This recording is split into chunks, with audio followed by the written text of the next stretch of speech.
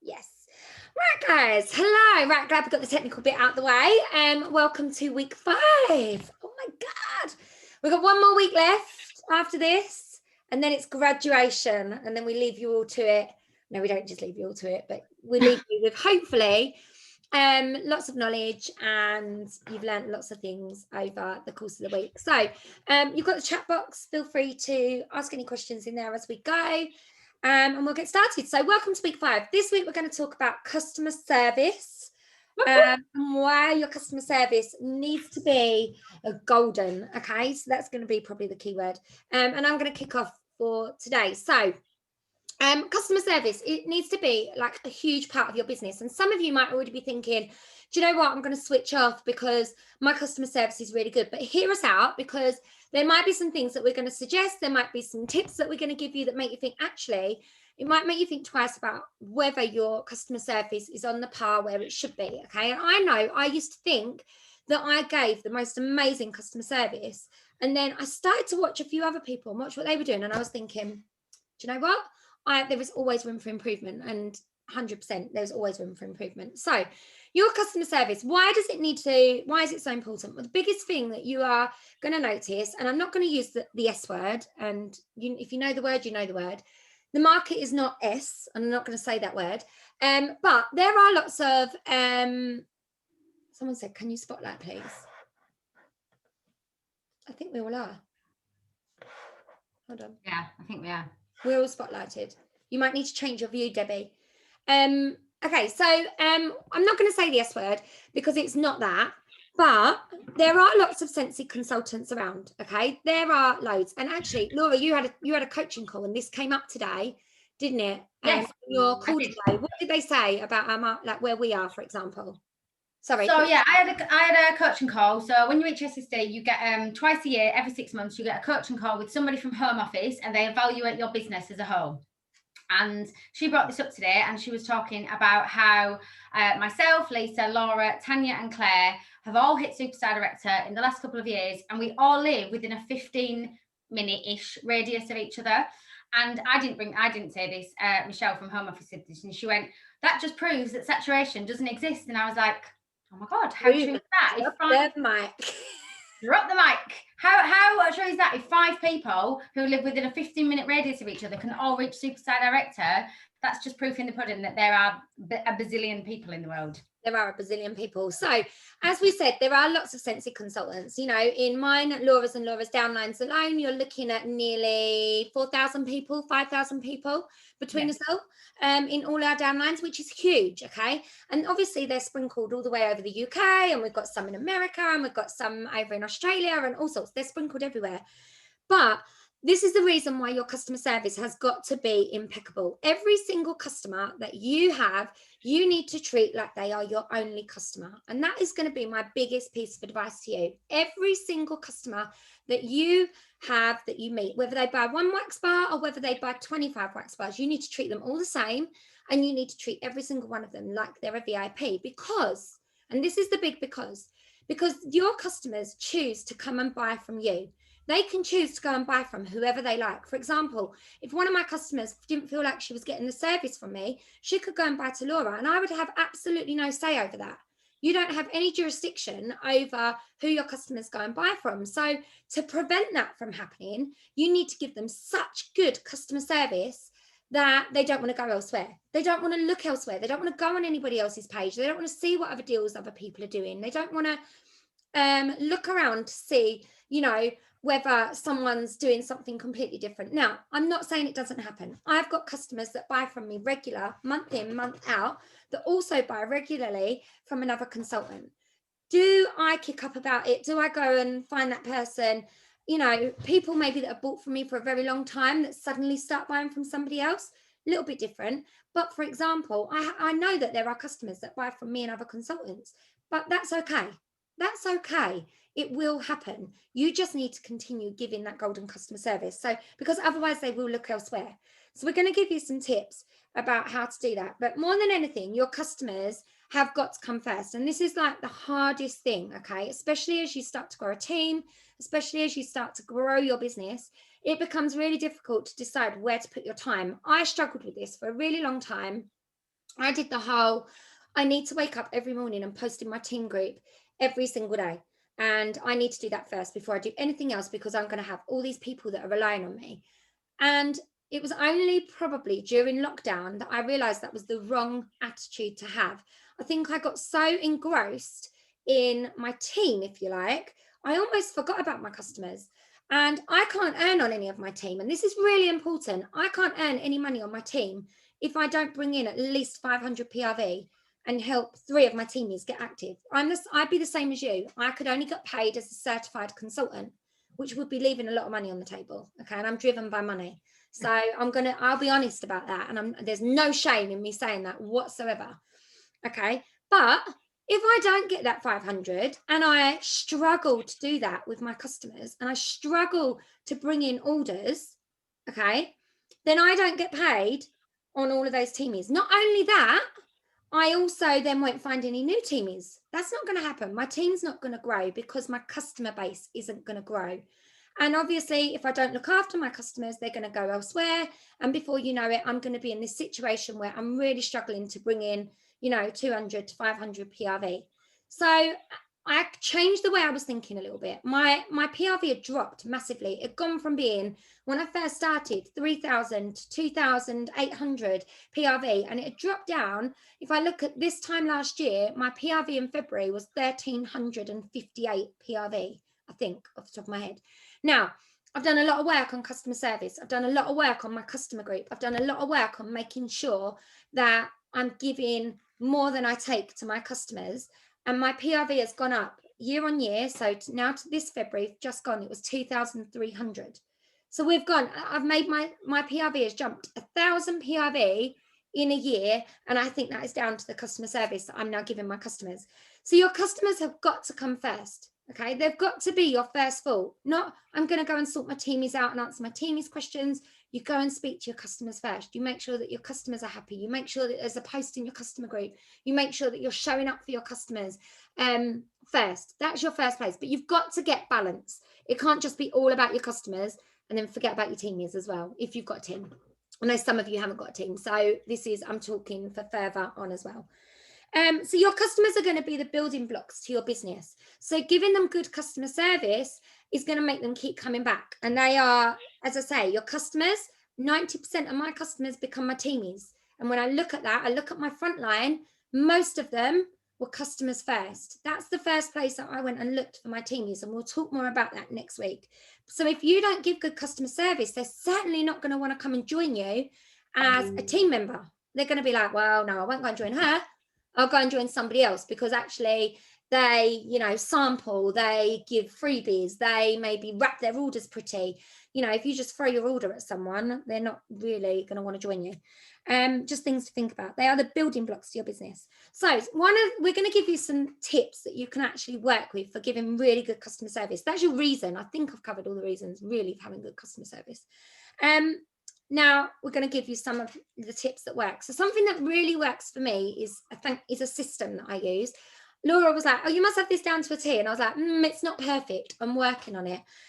But it's a thank you system. So this is something that is so, so important. You've got to show gratitude to everybody in this world, not just, your friends and family, but to your customers and to your team. They're 2 people that you need to be grateful for, but you need to show that. So by showing that you're grateful to your customers is going to make them feel valued. It's going to make them want to stay loyal to you.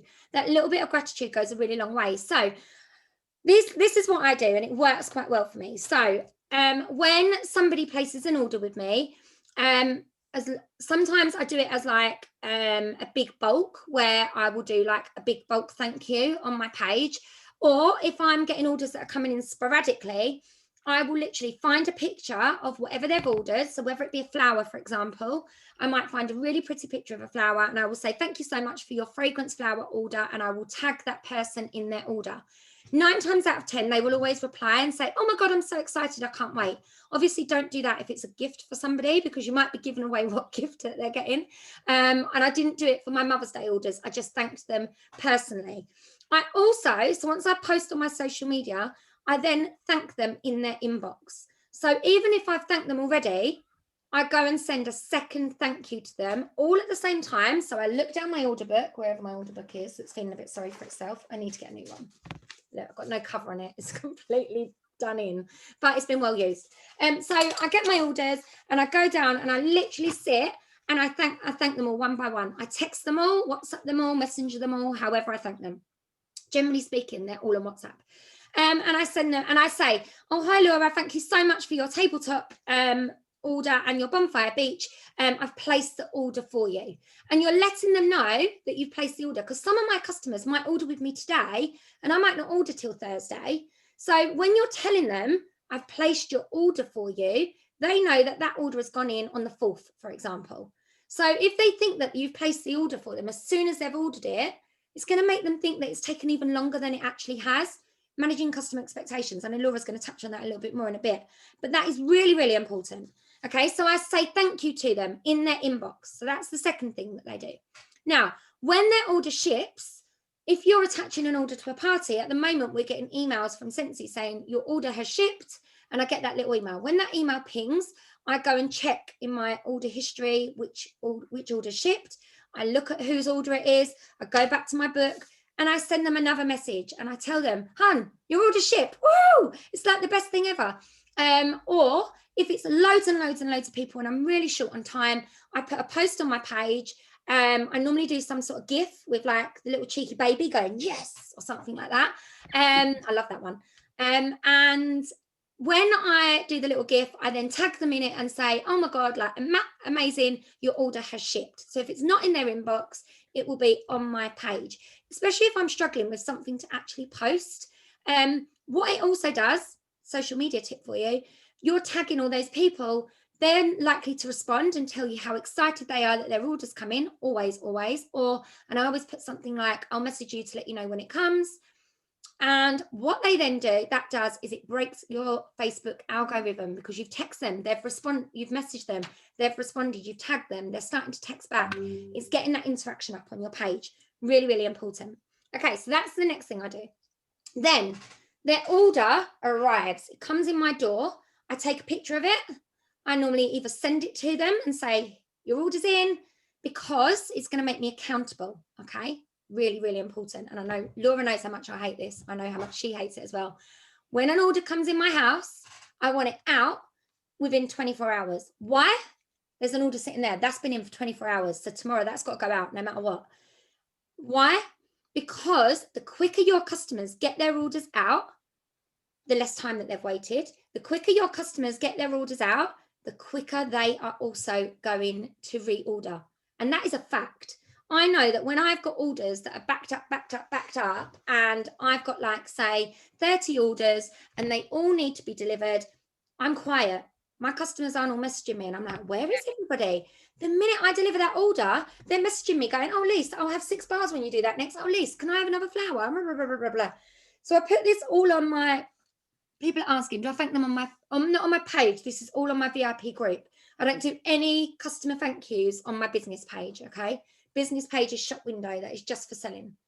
Just so I put that out there. Really quickly, I'm just going to touch on this before it gets back, because I feel if I type this, it's not going to come across properly. So somebody said, I've lost it now, about somebody said some people don't like being tagged as they don't like people knowing they've bought more stuff. So I've only ever done it once. In all genuine honesty, I've been doing this for 4 years in April. I've had one person say that to me. If somebody obviously messages me and says, can you not tag me? Obviously I say that's absolutely fine.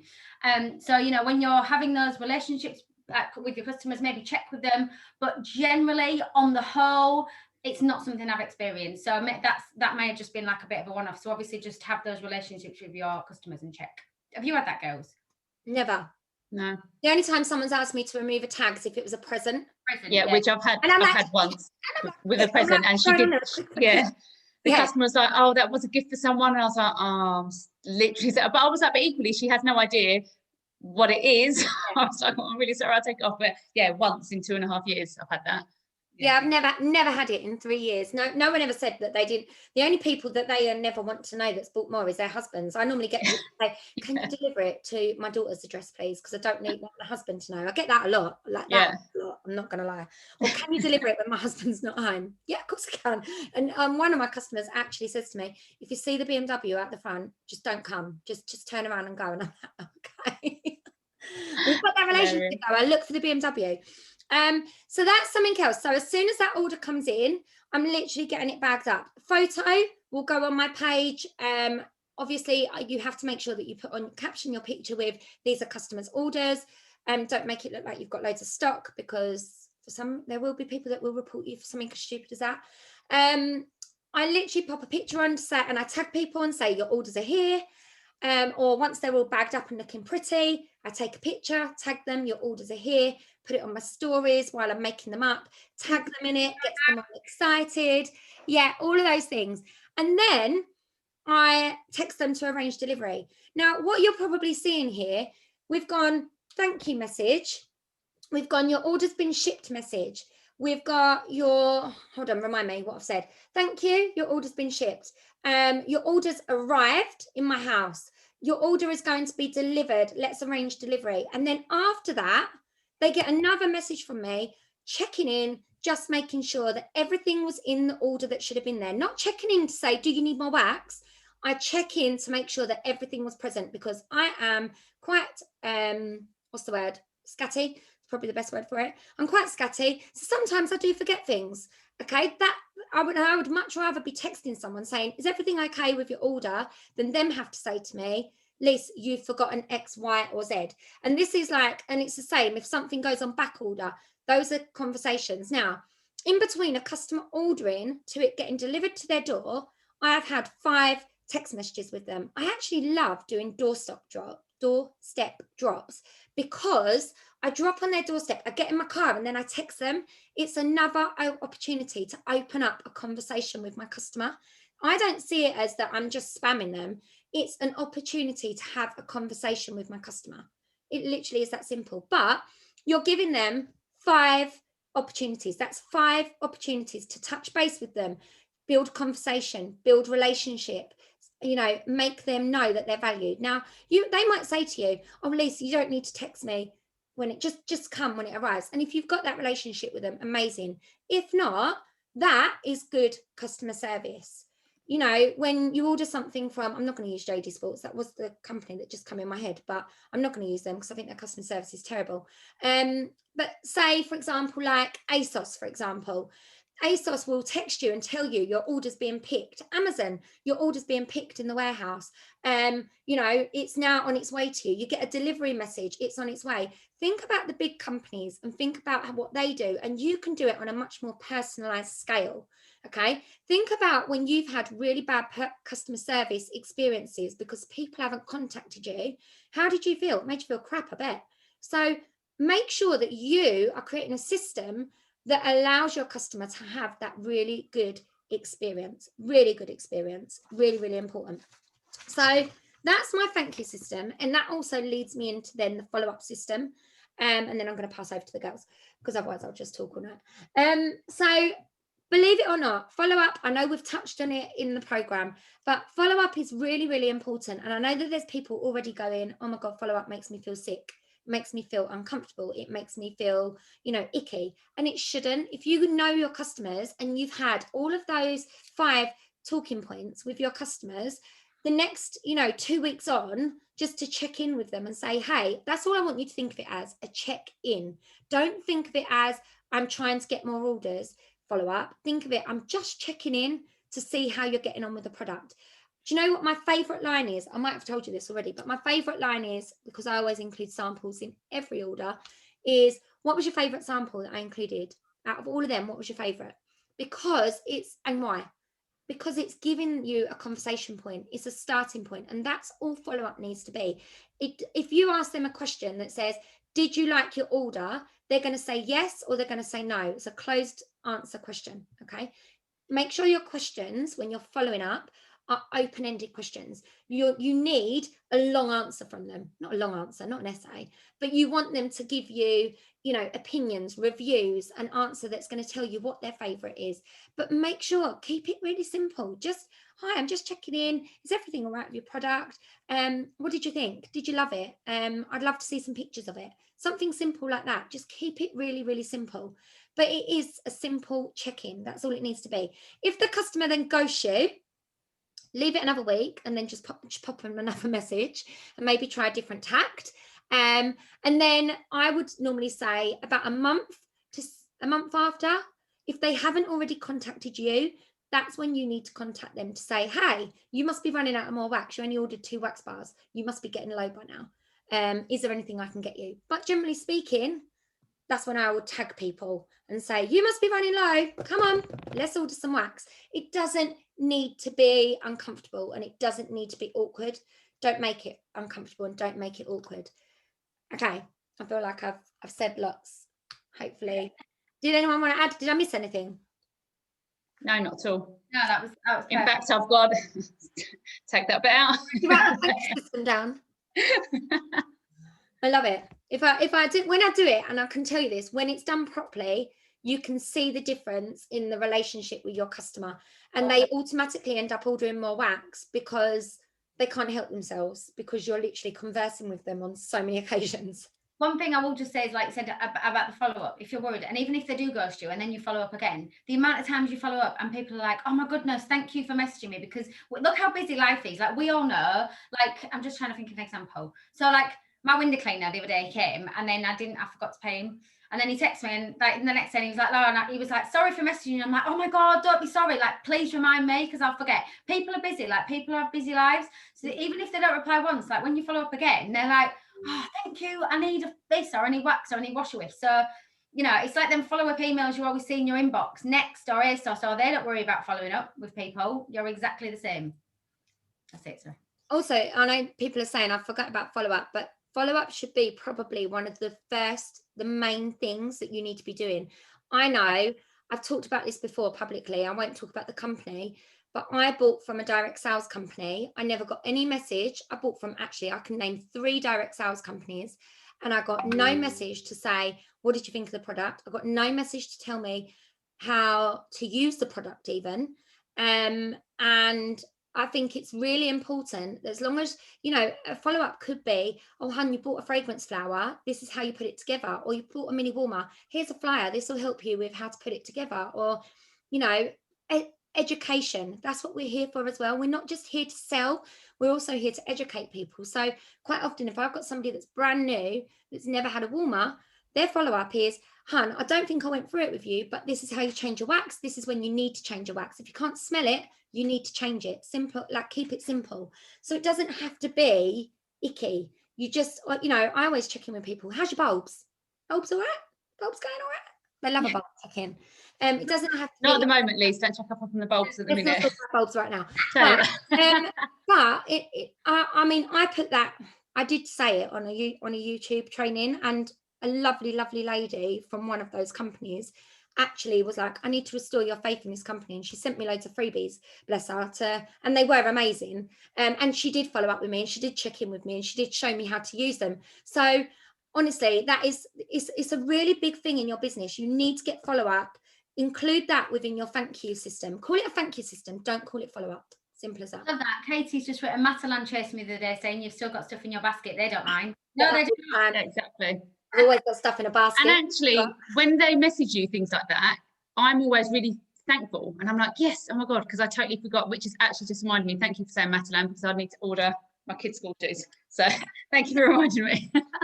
Best, which you would have seen all of us tagged in on social media when people now buy this. We should maybe work for Women's Best as well. But honestly, I'd never tried it. Like, Laura told us about it, fell in love with it, and I kid you not now, Dan was sorting out my drawer the other day in the bedroom when we got the new bedroom furniture, and he literally laid it all out. He went, Laura, you do not need any more Women's Best clothes. And they literally send me an email and they go, oh, there's 40% off.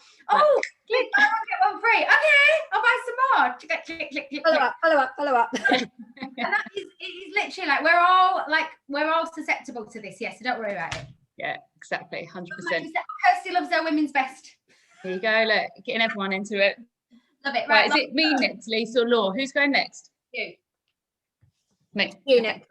Cool, right.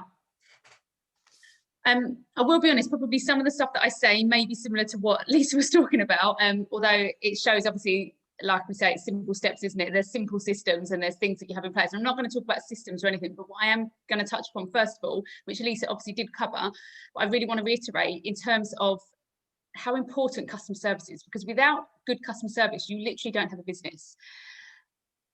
You can't start to build a business and build a team if fundamentally you don't have a decent foundation of a business to start with. And if you don't have good customer service to begin with, you don't have any foundation for your business. Because like Lisa said, you could skyrocket and build a huge team, but if you don't have good customer service, you're going to struggle month in, month out to ever hit your 500 PRV. So you need to get your customer service down first before you can even think about kind of growing any further, because your team don't have a decent sponsor to aspire to if you aren't able to kind of get your customer service down to a T and build your business from there. It should be initially your number one priority, and it should always still remain, I believe, your number one priority. I always remember really early on of starting, I think it may have been Joanne Davidson that might have said to me that you should spend something like 70% of your time on your own business and your customers, and the other percentage of your time should be spent on your team. And I've always tried to remember that throughout. Like, you want to give so much to your team, and you want to help your team so much if you have a team underneath you, but actually you need to have the foundations of an amazing business, and customer service should always be your number one priority. I always remember saying, I've done training on customer service before, and I'm sure it's someone like Jennifer Anderson, who I'd watch all her trainings all the time, and I'm sure it was her that said, your customers can hire you or fire you whenever they want. And I just thought that's such a good point to make, because it is so true. Like Lisa said, there are lots of people around, and if you aren't giving your customers that service, they can easily go and find somebody else. So you need to always remember, you as a Scentsy consultant, you effectively are the owner of a shop. And I always think, if I walk into a shop or a restaurant or a spa or anything like that, if that person that welcomes me doesn't give me good customer service, that's straight away I shut off, and I make that impression. And it is that first impression that you have when you go to that shop or into that restaurant. And when you go to those places, you expect to be spoiled. If you go to a restaurant, you expect them to give you lovely service, you expect them to be kind, you expect them to be polite, you expect them to treat you well. And it is absolutely no different with us as a Scentsy consultant. We are our shop, we are our business. And so you need to remember that you always have that customer service hat on, like all the time. No matter what is going on in your life, you have that customer service hat on to be treating them like gold at every single opportunity within your business. It's your job to make your customers feel special, which I think is really, really important. You've got to think in your mind, why should your customers shop with you? There are lots of people they could shop with, so why do they want to shop with you? Almost like, what is your unique selling point in a way? Like, what makes them want to keep returning to you?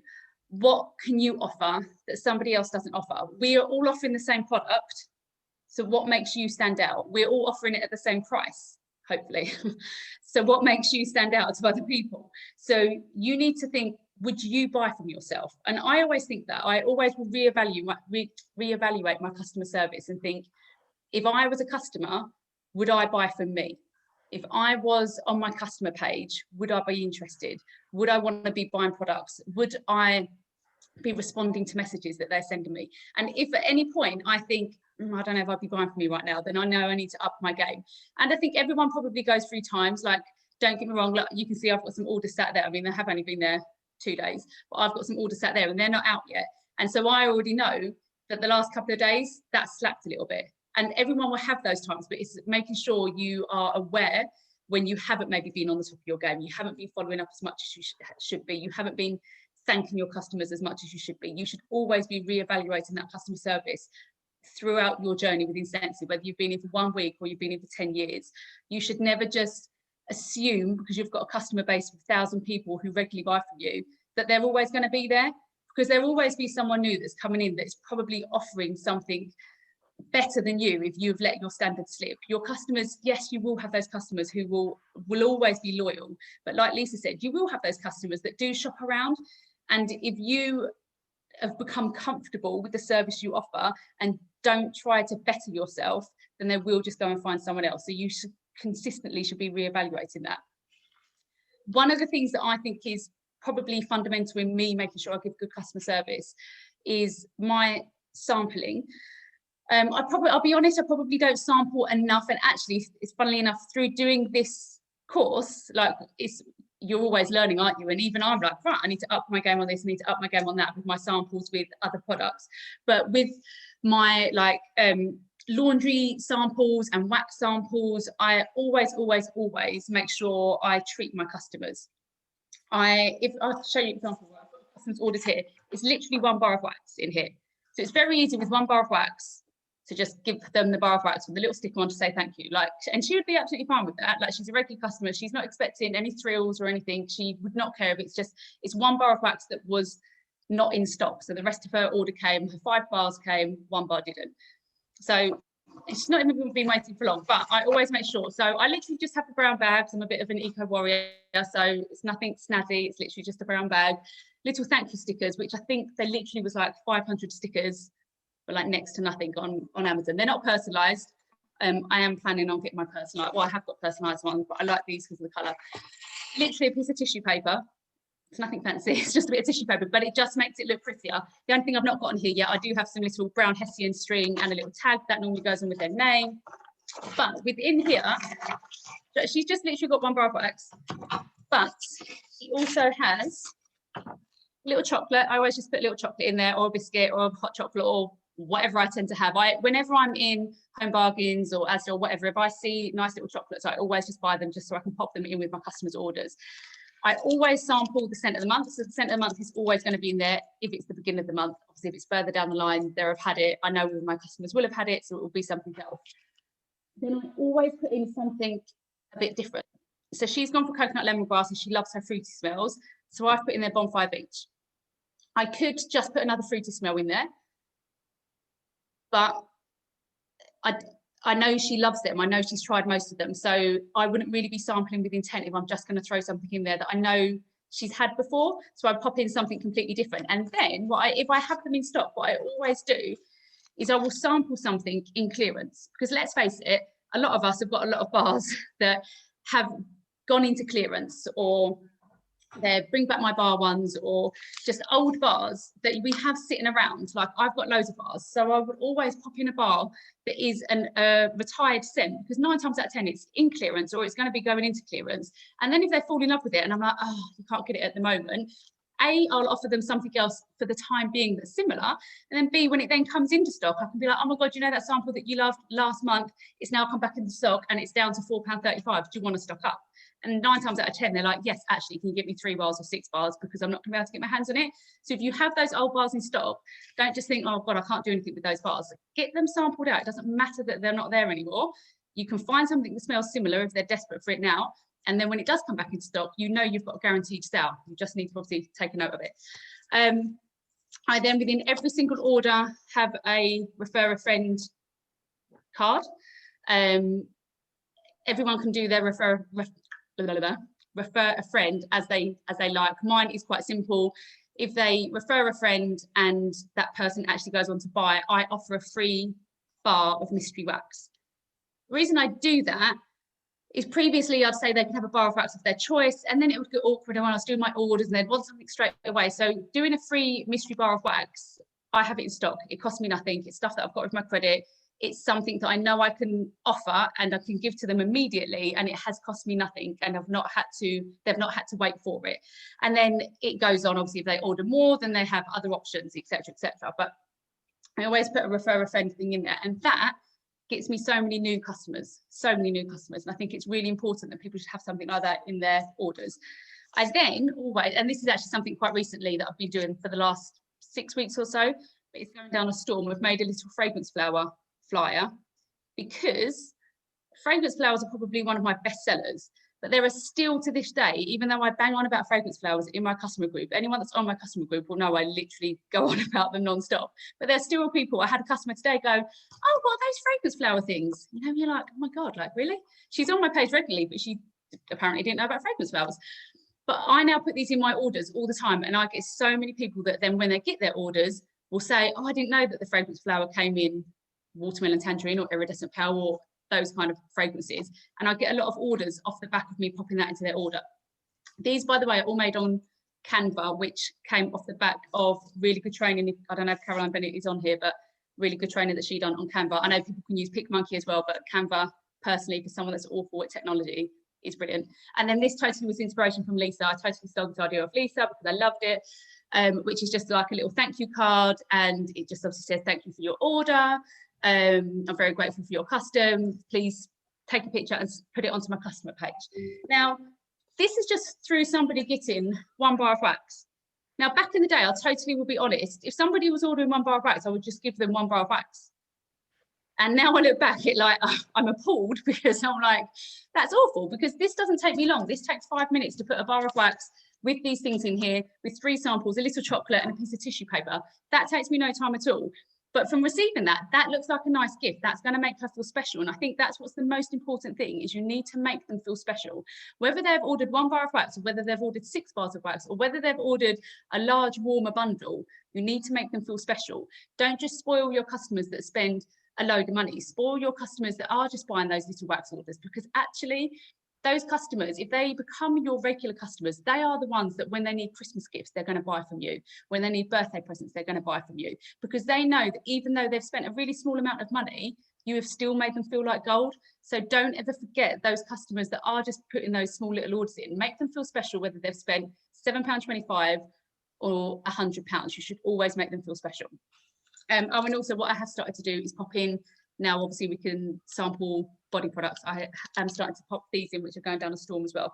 But obviously from an expense point of view, I do these because I am able to do this. But actually when I first started and I wasn't able to do these things, that didn't mean that my sampling game had to be rubbish. Like with my credits, I just sampled out a whole load of wax. So don't think, well, I can't get all of these samples, or like wash with samples or things like that. Like prior to this, I used to get all those things on credit and make them up myself. I am just lazy and I want to work smarter, not harder. So that's now why I buy those instead. So yeah, that with my sampling, that's something that's quite a big part of my business. The next thing I'd say with your customer service is you just need to make yourself relatable. Now, I think that's something that's really important, is to actually be relatable. Like I said before, why would somebody buy from you? You need somebody to trust you. You need somebody to like you, and you need to be relatable. And the way you do that is to build a relationship with your customers. A lot of my customers quite happily will say, can you just pick me a 6-pack? And that makes me feel wonderful if somebody says to me, can you just pick for me? Because they know full well that I've built that relationship with them enough to know their likes and their dislikes. And I'll be quite honest with people as well, which I think is really important. If one of my customers comes to me and says, I don't know, say if they love their woody smells and they're like, oh, what's this pink promenade? Like, should I order that? And I will be totally honest with them, because I could just go, yeah, you'll love it. But there'd be absolutely no point, because if I tell them, yeah, you'll love it, just so I can get a sale, when they then get it, they'll be like, oh no, it's really, really, really sweet. Like, that's totally not the type of wax I'd like at all. So I'm completely honest, and will try and make myself quite relatable as well. Like, I'll go live with some of the new waxes, and I would never ever say, oh my God, like, that's not a nice wax. But equally, I will be like, okay, it's not a me wax. And just because there's no point if you just are trying to be, you'll become quite robotic if it's like, this is wonderful, that's amazing, everything's wonderful, I love this, I love every single thing, because nobody loves every single thing. Everyone has their likes and dislikes, and if you pretend to like absolutely everything, you are not relatable to your customers. I'm not saying that you will say, well, I don't like it, coconut lemongrass is gross. Of course you're not going to be saying that, but you would be like, do you know what, coconut lemongrass is a bestseller. For me, I'm actually not a massive fan of coconut, but if you love coconut, it's literally one of the best smells ever. You're relatable, you're making them aware. It might not be your personal fave, but actually loads of people are going to love it. So just be honest with your customers, get to know them, get to know their likes and dislikes. Don't sell, this is going to sound really silly, but don't sell to them. I really think it's a huge thing to not sell to your customers. I call some bars Marmite waxes. Yeah, that's so true. Everyone knows the biggest Marmite wax was around the campfire. I don't know if that was a Marmite one or just a bad one. It's jammy time for Lisa Allwood. What? Jammy time. Do you not like jammy time? Gross. Oh my It went in my mouth goodness. all of like seconds, and I was like, oh my goodness. So yeah, apart from around the campfire, I think I was quite honest with my customers with that, because, and actually that's actually a really good point. When around the camp, no, it wasn't around the campfire, it was a Father's Day collection last year, and there was one wax, what, I can't think what it was called, chilling and grilling. Chilling and grilling. Oh my god, it literally was. And my customer, obviously we hadn't smelt them, and my customer ordered a 3-pack, and it came in, and I smelt that one, and I was like, oh my god, that literally is rancid. It is vile. Like, whatever person chose this when they were doing the smells, like, I don't know what was going on in their mind. So when she came to collect them, I was totally honest with her, and she was like, oh, what are they like? And I was like, well, I'll let you smell. I was like, but I've got a backup wax here for you. And she was like, oh, okay. She smelled it and she was like, that's disgusting. I was like, yeah, exactly. So here's your other wax instead. I could have just lied, and I could have gone, yeah, here's your waxes, and let her walk away with it. But there'd be absolutely no point, because she'd walk away feeling disappointed, and then she's not going to trust me. So it's really important to be totally transparent with your customers. I was live with my kids, and Harry went, oh, that smells like Daddy's armpits. And I was like, what? And he was like, and I think it was Shaka, and he meant like aftershave. Aftershave. It smelled like Daddy's armpits. I was like, lovely, Harry, well done. That's so funny. It's like real life, and customers would relate to that. Exactly, and then it makes it relatable, doesn't it? Exactly.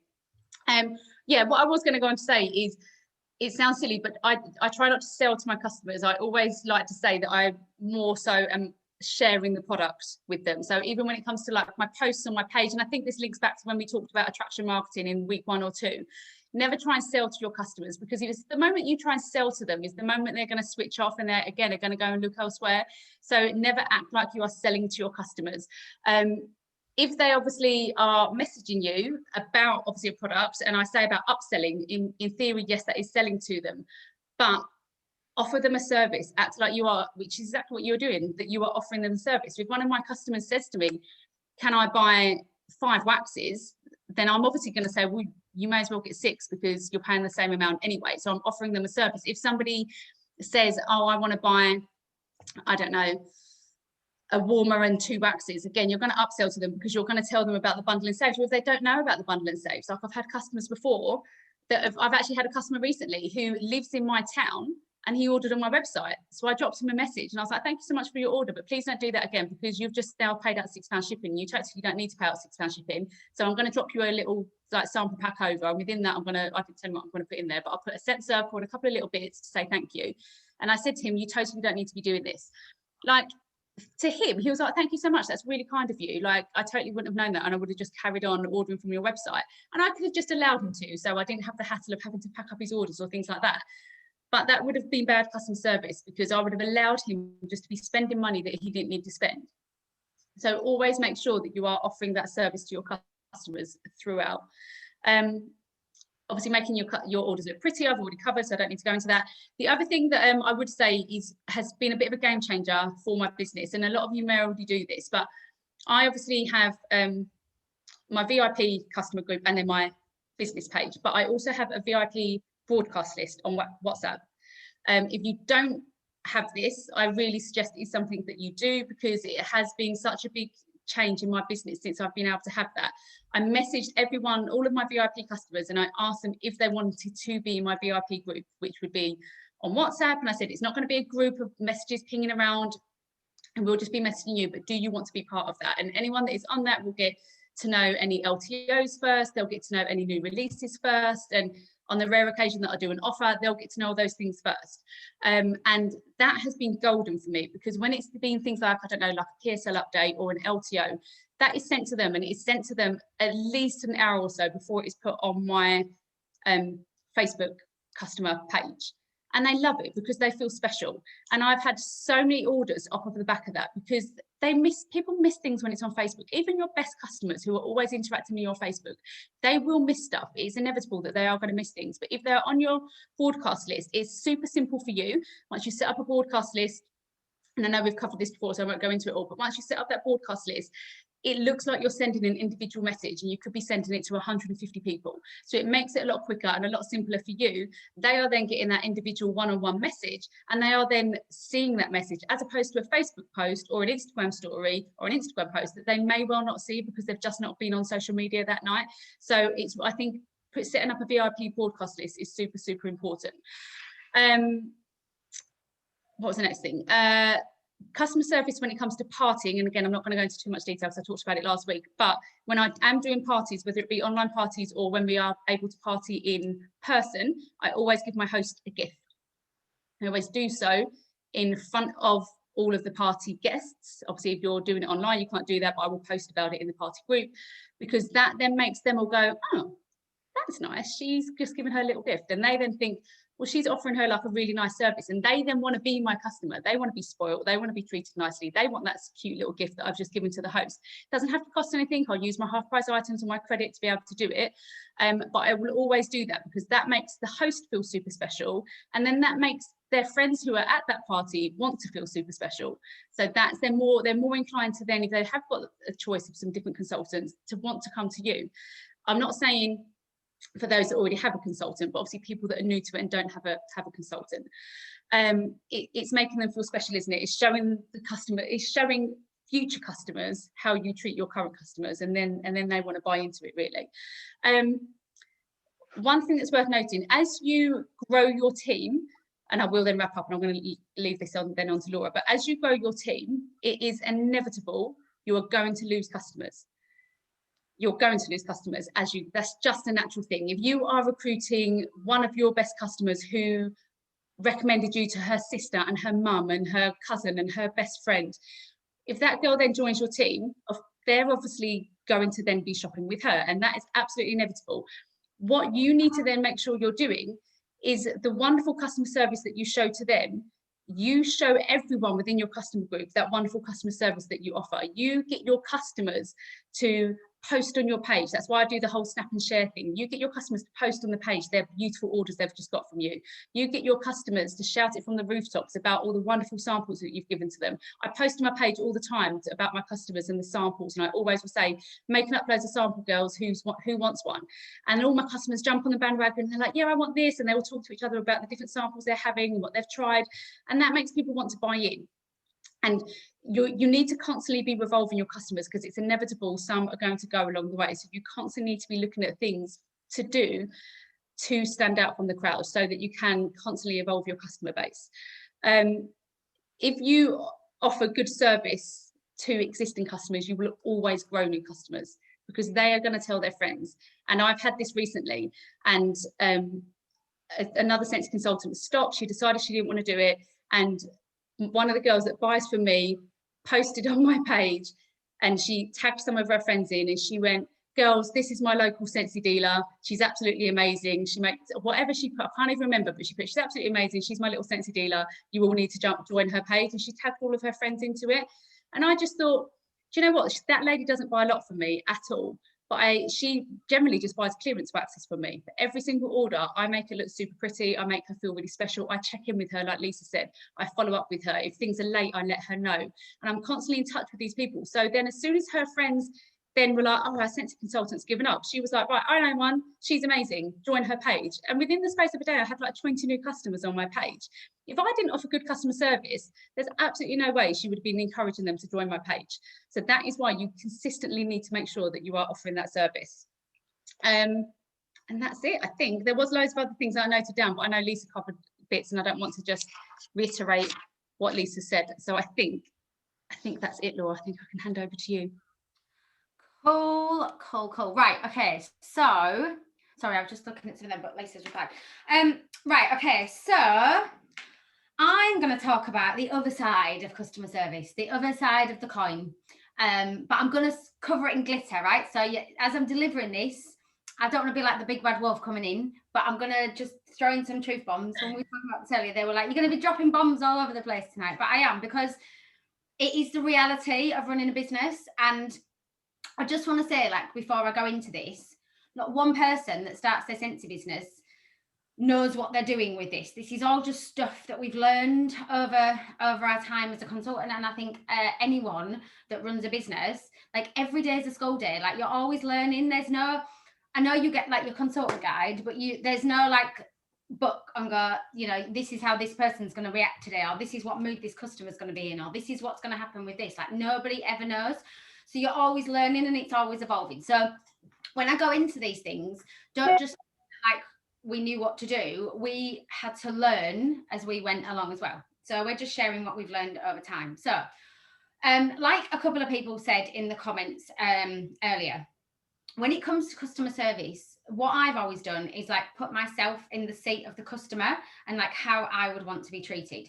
So Lisa mentioned it earlier and Lars mentioned it as well. So managing your customer expectations is absolutely key to a successful business. So like the girls have talked about, you know, like keeping in touch with them and all that stuff. Exactly the same applies if something is lost, or if something is broken, or if something is late, or if something is damaged, or if something is delayed. If somebody places an order with you, like obviously just for argument's sake, say on the 1st of the month, and then there's a delay, or you know something's happened, like, and the back end of last year, and I'm not going to dwell on the past because the past is in the past, but obviously while we were deep in the midst of COVID, you know, it was challenging. It was challenging. There's no two ways about it. But you know, the day that you clicked on that link and you bought that box, whether you realize it or not, you became an entrepreneur, you became a business owner. And businesses, you show me a successful business in the world that it's just been smooth sailing. Like, it literally doesn't exist. There are going to be bumps in the road, and there are going to be things that you're going to have to overcome. And I don't want to say challenges, because I'm going to throw out a phrase here that's used. Some of you will know who James Lavelle is. This is a quote that came from a course that I'm doing with him. Life is never happening to you. Life is happening for you, because every single circumstance that you deal with in your day or in your business, whether you realize it or not, you are learning from. There's another guy on Instagram that I follow called Bo Taplin, who's an author, and it's really simple, but it's a quote. I remember him putting it once, and it's like, better an oops than a what if. So if you're going, oops, I made a mistake, but you might always wonder what would happen if you've never like progressed in your business. So things are going to happen to you, and that's what you just need to get in your mind. First of all, it's not always going to be easy. It's not always going to be plain sailing, and things are going to go wrong. But what is going to determine the outcome with your customers is how you deal with that. And I'm just going to give you, before I talk about how Scentsy, I'm just going to give you a perfect example of like since we moved in this house. So we've moved into this beautiful brand spanking new house, which is absolutely like incredible. And I'm so grateful every day that we're living here. But I'm just going to be honest with you. The week before we moved in, the week before Christmas, our oven didn't work and all the restaurants were closed. We were actually going to go out and eat. So it was like 3 days before Christmas and we had no oven. And I was like, right, okay, this isn't ideal. I can't cook a Christmas dinner. I'm not getting McDonald's on Christmas Day. So I can't go to a restaurant. So, you know, they were like, right, brilliant, but don't worry about it. They were straight in. They removed this oven, got another one in, straight in, sorted, oven, brilliant, great. So in my mind, I'm like, brilliant, David Wilson customer service, amazing. Just after Christmas, so no, actually, what are we in now? I don't know, it's been literally weeks. I don't even know how many weeks. Basically, our dishwasher stopped working. We came down one morning and it had like flooded the kitchen. So obviously not ideal. We had to sort it out. So obviously we just thought, oh, it's all right. They're going to give us a new dishwasher like they gave us a new oven. Apparently they can't do that in the beginning. They had to get an engineer out to fix it. Now, I'm not even exaggerating when I say this has gone on for weeks and weeks and weeks and weeks and weeks and weeks. And we've been told different things by different people, or they've not heard anything for like 2 weeks. And that's where customer service lacks, okay? Do not ghost your customers. If something's gone wrong or something arrives damaged, like if you open your order comes in and, you know, your counter clean's burst and it's all over your box, or, I don't know, something comes in and a warmer dish is cracked. The worst thing you can do, firstly, is panic and stress out, or just going to talk about the elephant in the room. An LTO comes and your customer wants that warmer and you don't get it. Okay, nobody died, right? It's not the end of the world.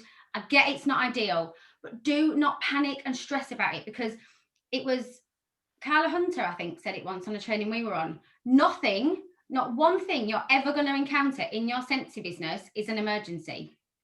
We do not deliver defibrillators or life support machines. We deliver Scentsy warmers and wax and counter clean and lovely, beautiful things, but none of it is ever worth getting stressed over, because if you're stressed, your customers are going to feed off that stress. So, yeah, things are going to happen, not ideal, but it's then where you sit there and you go, right, okay, How am I going to deal with this situation? And that's going to determine the outcome. And that is what your customers are going to remember.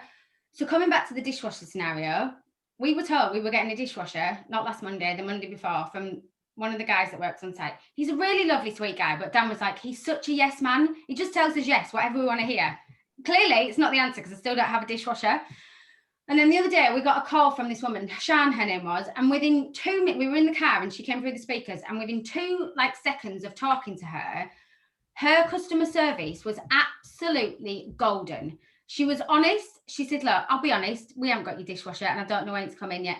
All right, that's not the answer that we want, but I appreciated her honesty. And straight away, any frustrations or, I'm quite laid back, Dan was getting frustrated about the dishwasher, I'll be honest, but you know, that was customer service, and it's how she dealt with it. And I actually said to her, I really appreciate you being honest, because now we've got a time scale, now now we know what we're working with, and as soon as it does come in, and she'll be in touch again, and she'll be in touch. So, and that's what your customers are going to remember. So don't ghost them, because if somebody orders and then there's a problem, and then, all right, you might be sorting that problem out, but if you don't let them know what's happened, it's then like 3 weeks and they haven't heard from you, and that's where the frustration is going to lie. So just remember, things are going to go wrong in your business. What determines the outcome and what determines what your customers are going to remember is how you deal with it. So obsidians, whenever they come back, the 11th, I think. So I had three people order obsidians. We're now on the 2nd of March. They're still not here, which is obviously a long time, but I've kept in touch with my customers. I've told them there was a delay. I've told them that I'll let them know that it ships, and not one of them has been frustrated. You know, they understand the world that we're living in, and they've all said, like, thank you for the update, really appreciate it. And obviously in fact, let me give you an example. I'm trying to remember, because I actually put a bit of a joke on the end, and I was like, don't worry, it'll be worth waiting for. Let me just try, I'm trying to find the name of one of them. Ordered it. Hang on. Right, Jane Jones, let me find her thing, because she actually was like, put a laughing face, and she's like, oh my god, I'm so excited, like it'll be so worth waiting for. So this is what I wrote. Hi lovely, just a little update on your obsidian warmer. I've chased again with the warehouse, and the ETA is showing end of the week to ship / leave the warehouse. So she's not expecting it to get to me for the end of last week. It's to ship from Scentsy. As much as this is a situation completely out of my control, I'm keeping you updated as my valued customer, and I will be adding complimentary products in with your order when it arrives. Obviously I'll give her some samples or a bar of wax or whatever from my stock. Thank you so much once again for your patience in these crazy times and support of my small business and love of the waxy world. P.S. It's a beauty, and it will promise it and will be worth the wait, I promise. And she sent back, thanks for keeping me updated, lovely. And a little like heart, what's the dog? Snoopy emoji. And it's all good, you know, and she's happy, and that's it. Had she ordered that warmer on the 11th of February and I'd not contacted her till the 2nd of March and it's still not here, I'm sure she'd be pretty annoyed. So again, it's just keeping in touch, and don't be frightened to contact them because they'll appreciate it. Sorry, Lar, go on. Look, I was going to say, it's just about managing their expectations with it as well, isn't it? I've had a customer message me for a warmer for his wife, and he said, it's for Mother's Day. Will it be here in time for Mother's Day? Now, I could have gone, yeah, it'd be fine, just so I could get the set up. But I thought, it might not be. So I was completely honest with him, and I just said, look, it takes up to 10 working days. Actually, at the moment, it could take slightly more because of shipping issues at docks, etc. I would like to think it will be here, but there is definitely a possibility that it might not be here. Yeah. I could have lost that sale, like 100% I could have lost that sale. But he massively appreciated my honesty and was like, thank you so much for letting me know. She's got her heart set on it, so I'm still going to go with it. And I was like, no, that's absolutely fine. I said, if for any reason it's not arrived, I'll put together a nice little sample pack for her. It's just so you've got something to gift her on the day, and then she's got something to look forward to after. If you manage their expectations, they're completely aware of the situation. They have absolutely no reason to be getting annoyed. If you have gone straight in to promise them the world and you know you can't really deliver, then you're going to lose people straight away.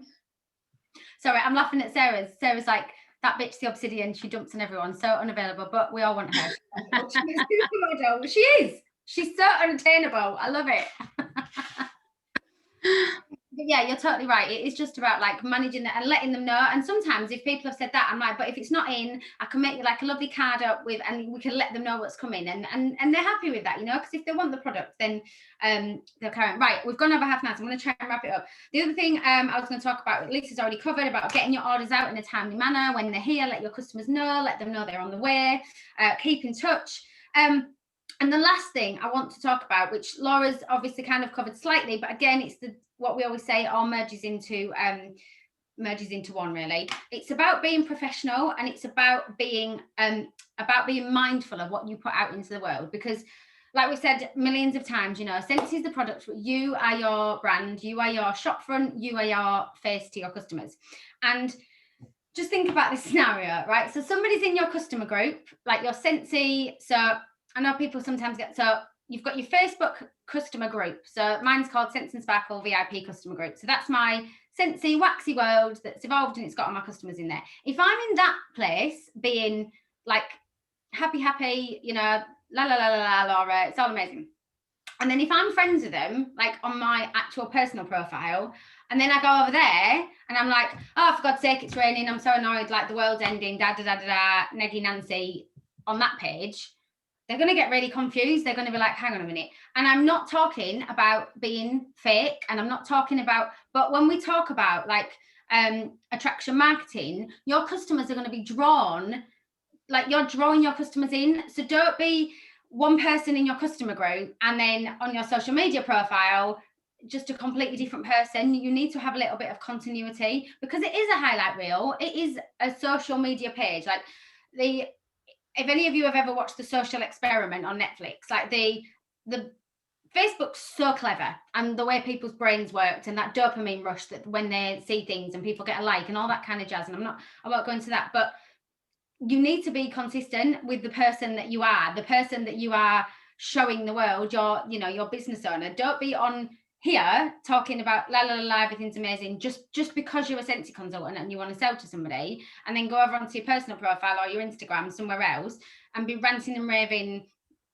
You get magic. So you need to just be professional and remember that people are watching you, and that comes into the whole thing. If you want to build a long-term sustainable business, and obviously we're getting into sponsoring next week, the big one, but they're watching everything. It's not just about selling a product. If they're on your customer group, if they're on your personal profile, it's all part of the bigger picture. So just be mindful of what you're putting out into the world, because it all links into your customer service. I think that's it, really. I think we're covered. Whoop, whoop. Okay, so we have got, I was just trying to find, hold on, I just need to bring up the form because I have lost it. I've got so many tabs open, not just in my brain. I've got so many tabs open. Here it is. It's disappeared. Right, okay, so we have got for you a couple of tasks for this week. So hopefully there has been at least one thing that you've taken away from tonight where you think, actually, my customer service can be upped. Put it in the chat. Tell us, is there something, anything, one focus, what you could do this week that is going to up your customer service game? So give me one thing that you've sort of thought, actually, I need to do that a little bit more. I need to do that a little bit more. Well, lots of following up that's already coming in. Thank you, systems. What else? We've talked about broadcast. We've talked about making orders look pretty, sampling. We've talked about maybe making your profile a little bit more positive. Get your so we're going to come on to that. Good, loads of things for you to think about. So at least you've got, so this week we want you to up your customer service game. We literally want you to level it up and take it to a new level. Pick something from this week that has really resonated with you, one thing, and just make that your focus for this week. The second thing we want you to do is to implement a thank you, check-in, shipped order delivered, and update your customer system. So that system that I talked about, those 5 things, we want you to try and implement it for 1 week at least between now and next week, and tell us what the impact is. Laura. Can I just answer Kerry's question? So Kerry's saying, I'm going to slim down my WhatsApp broadcast because it's not 100% being delivered. For your WhatsApp, if you're doing a WhatsApp broadcast, for it to be delivered to that person, they have to have your number stored in their phone, in their WhatsApp contacts. On another note, if that doesn't work, something that I've discovered this week, woo, it was amazing, is put them all into a WhatsApp group, go into your group settings and turn off commenting, so the only person that can comment is you. And then that way it goes to all of your customers. I sold more VIP boxes this month than I've ever sold through doing this. It doesn't become as personal because it's going to all of those people, but It was a really easy way. You literally go into your group settings on WhatsApp. I swear we should work for WhatsApp. I think we just you go into your group settings, you create the group. Let me just go into one of my groups, into my direct group. You click at the top where it says the name of the group, and you go to group settings. I don't know if you can see that there, but it basically says send messages.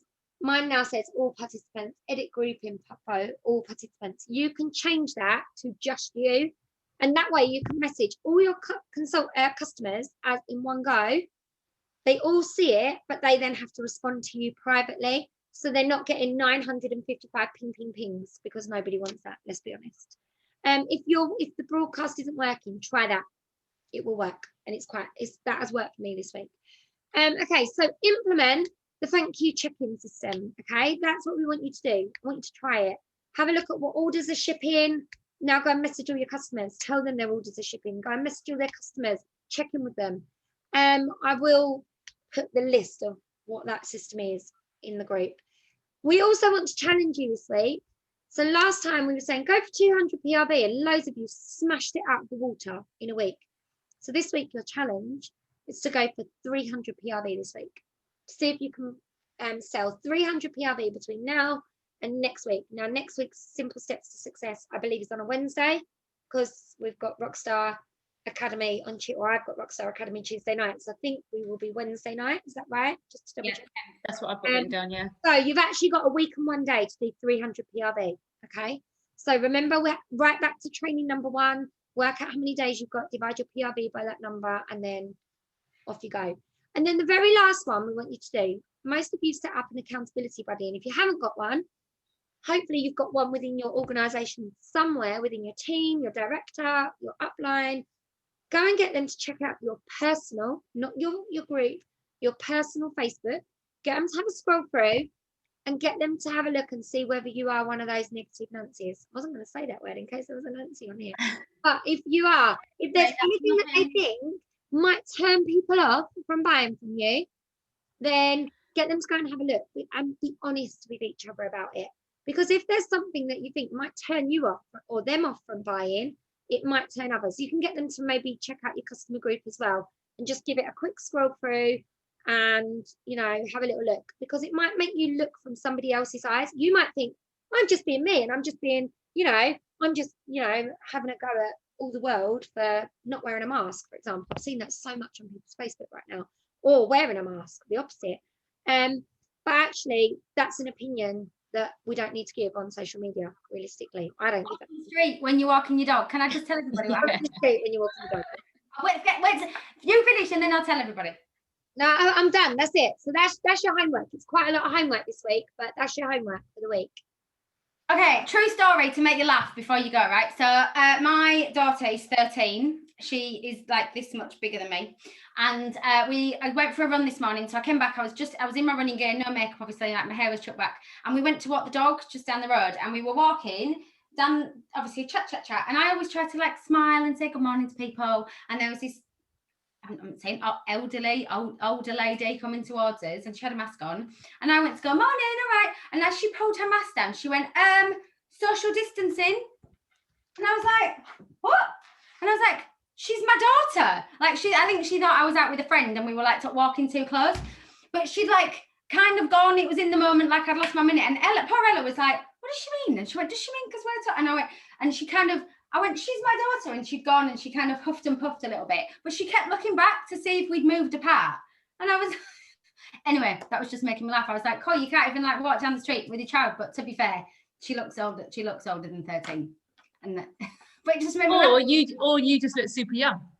I'd tell you, if that was me, I'd be like, because I look so young. Yeah, it probably could have been. I watched your story actually, and I thought actually you look really young in your story today. No makeup on. Okay, not just today, by the way. That sounded really bad, didn't it? Just today, you look really young. Yeah, no other time. So anyway, so that's your homework. So you've got 4 things. So up your customer service this week, implement your thank you check-in system with your 5 different points of check-in with your customers. Add in more if you wish, you know, you can't overkill it. 300 PRV, and then get your accountability buddy to check your Facebook, and get them to have a little look through all your pages and be like, would I want to buy from you? And also look and say, would I want to buy from myself? Simple as that. If the answer is no, go back to this training, make some notes, and implement everything that we've said, or as much as you can. But find just one thing and focus for the week. So have a great week, guys. Next week, sponsoring. We will see you next week. See you guys. Bye. Bye. Laura, you've got to end it. I've got to end it, yeah. Bye. Bye.